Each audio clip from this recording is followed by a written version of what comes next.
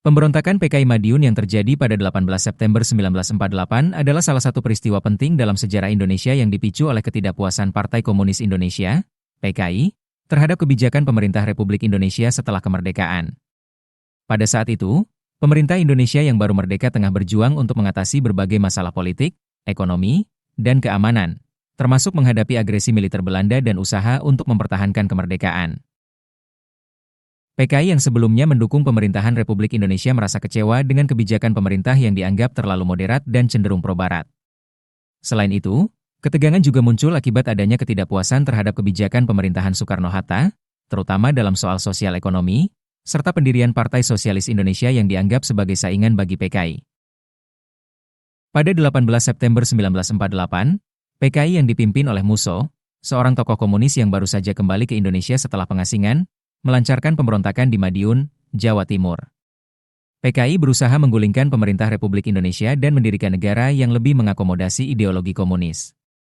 Pemberontakan ini dimulai dengan serangan terhadap kantor-kantor pemerintah, militer, dan polisi di Madiun, serta upaya untuk menguasai kota tersebut. Namun, pemberontakan ini dengan cepat mendapat perlawanan keras dari pemerintah Indonesia. Tentara dan polisi yang setia kepada pemerintahan Soekarno-Hatta segera melakukan serangan balik. Pasukan pemerintah berhasil merebut kembali Madiun dan menghancurkan basis kekuatan PKI di kota tersebut. Banyak anggota PKI yang ditangkap, sementara sebagian lainnya melarikan diri atau dibunuh dalam pertempuran. Pemberontakan ini berakhir dalam waktu singkat dengan kegagalan pihak PKI. Musso, pemimpin PKI dalam pemberontakan ini, juga tewas dalam pengejaran tersebut. Setelah pemberontakan ini, PKI mengalami kekalahan besar dan dipaksa untuk bersembunyi serta menghadapi perburuan besar-besaran oleh pemerintah Indonesia. Akibat pemberontakan ini, PKI semakin terpinggirkan dan banyak anggotanya yang ditangkap atau dihukum. Pemerintah Indonesia pun semakin memperkuat posisi politiknya dan semakin mewaspadai gerakan komunis.